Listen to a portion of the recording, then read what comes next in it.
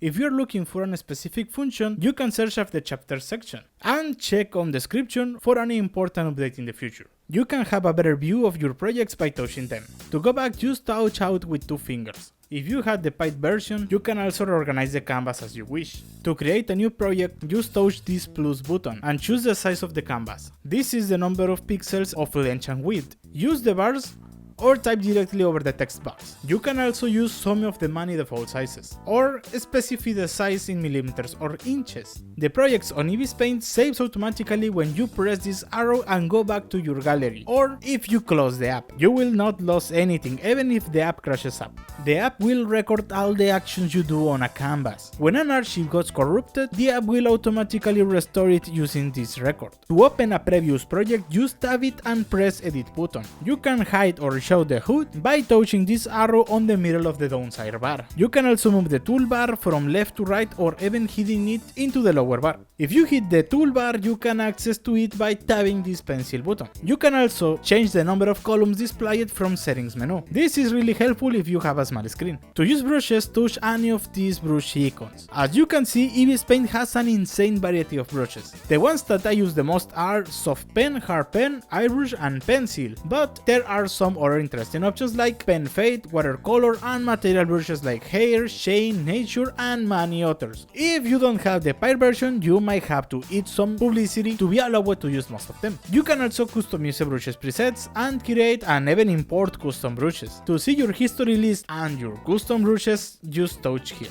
You can import brushes by touching these 3 points above the brush menu. Select an image with the QR code of the brush that you want to add and sign up the QR code. You can find brushes to import on this online button right here. To export, first rename your custom brush by touching these setting options and selecting Rename Brush. To export, just be sure you are selecting the brush you want to export and press Export button to generate the QR code automatically. When you make a mistake, you can erase it by selecting this eraser icon. Also, you can press this other button to switch between the brush tool and eraser. You can customize the eraser brush, which will apply different texture effects to your erasing. Another form to fix mistakes is the function Undo. Just press this left turning arrow or tap with 2 fingers over your device's screen. If you want to redo, press this other arrow or tap with 3 fingers on screen. I wish fixing my nationality would be that easy. If you want to change the color you are painting with, press this square below to open the color circle. Move this pointer with your finger to change the hue, and this other to change your brightness and saturation. You can use the first 3 bars below for a more accurate selection. If you have a device that supports pen pressure like an Apple Pen, Samsung S Pen, a smartphone's compatible pen tablet, or a Sonar pen, you can customize it accessing to settings from here and scrolling down to this section. Here you can activate the feature. The longitude marks the pressure sensibility and the thickness marks the bold of the brush with that pressure. The maximum boldness of any brushes is controlled by this bar. You can also change brush opacity with the other one. If you don't have great stroke skills, you can make smooth clean lines by increasing this stabilizer bar. If you are using only your finger, you can still get this stroke effect by activating the feature Force Fade. If you are not able to make good strokes for any reason, you can use this tool called Bezier Curve. This allows you to tap points that you can move till reaching the perfect stroke. It works on any brushes and it's sensible to Force Fade bar, undo and opacity functions. Be warned that once you press this green check button, it will become a normal stroke and you will not be able to edit it with any pointers anymore. Layers function is one of the biggest advantages of digital art. A layer is like an invisible paper sheet. You can paint over it and then create a new one and paint over it too. It seems like all this mess is stuck together, but you can move this mess above this other mess because they are 2 different messes. So you can draw part of a drawing in a layer and other part in another layer. This allows you to use eraser without destroying the coolest art piece of your entire life. Can create layers by opening this menu and pressing this icon here. You can create as much as you need at any moment. Also, you can change what layer is above another by touching these tiny gray bars on each layer and dragging it up and down. Here you can create a clone of the selected layer, a layer that combines all the layers on a folder, or even a layer that combines all the whole project. Also, you can create folders here. You can move layers inside a folder by dragging it below the folder and moving it slightly to the right. You can open and close folders and put folders inside folders to create a really organized workspace. Also, you can rename a folder or a layer pressing this 3 points icon here and picking the rename layer option. These buttons allow you to invert your image. These ones applies the effect over all the canvas, and these ones only on the currently selected layer or folder.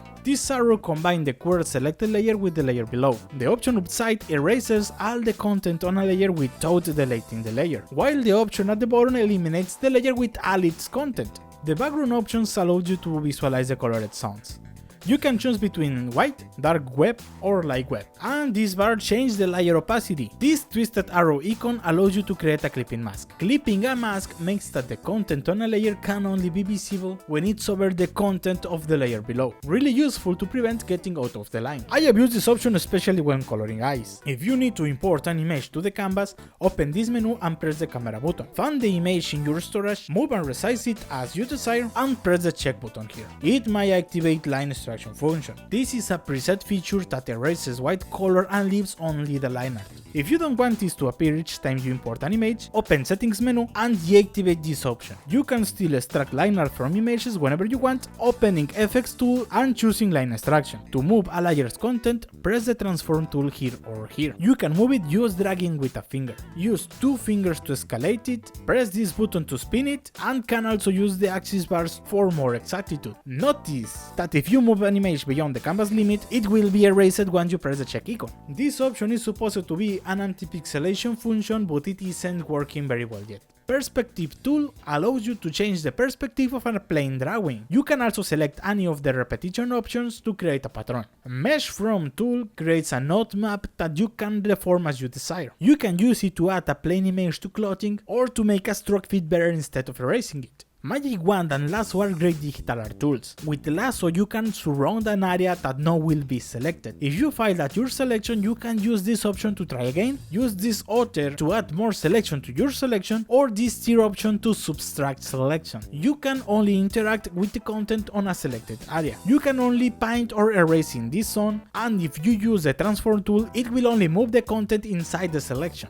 You can open this menu and cut, copy and paste the selection. If you don't have any selection, the effect of this menu will apply over all the layer. Also, you can invert the selected area to interact with all the layer content but the surrounded area. Magic Wand makes the same things that Lasso, but it will surround only the closest area with the same color. Once you are done with this selection, just press this option to skip the selected zone. The filter function of Ibis Paint X is the reason because I prefer Ibis Paint over other iPad drawing apps. Here you can find the most Photoshop specialized tools, bright and contrast, or hue and saturation and brightness, gradient map, and many other functions. Just explore these functions until you are full of yourself. Smudge tool is a brush that will blur and drag off the affected area, helpful to make a charcoal effect.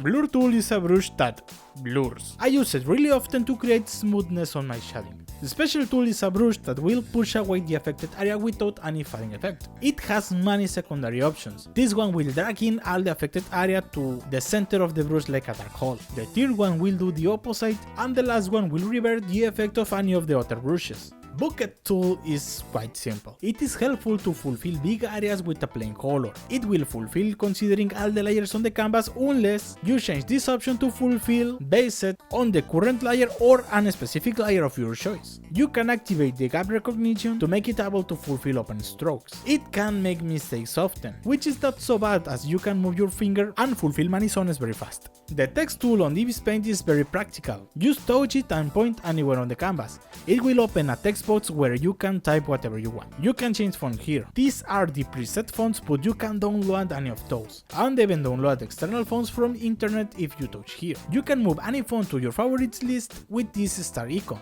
You can change the text align here or here to change the text orientation. The second icon at the bottom allows you to change text size. The third one, the color of the text and the color of the text edge. The next icon allows you to choose color and opacity of the text box, and the last one allows you to change the space between characters. FrameMaker is a tool for manga and comic artists. It creates a frame that you can cut instantly to create a manga comic page. It also has a select tool that allows you to move or transform any frame. EYEDROPER allows you to pick a color from any point of the canvas. You can also use it if you touch and hold in a specific point, even if the tool is not selected. The tool of the bottom are the canvas options. Here you can cut the canvas, increase size, or choose a print size here. You can open a canvas full view window by touching this arrow, opening settings menu, and activating the reference window option. This is pretty cool to overview the entire project. You can move the window by touching this bar, you can change window size by touching it from the corner, and if you touch and hold with your finger, you can activate the EYEDROPER function. Lastly, you can change it to reference image touching this camera button. In reference mode, you can add many reference images with this 3 points button. You can import and export PSD files in Ibis Paint X. To import, just download the PSD to your device, press share icon and select Ibis Paint. It will now be available on your gallery. If you want to export PSD files, just go to your gallery, touch the share icon and select the PSD preserved layers option. Now you know all the basic tools, but maybe you need to know some stuff about art technique, and I can smuggle some clandestine artists for you, so you might better subscribe and like this video cause some good stuff is approaching here.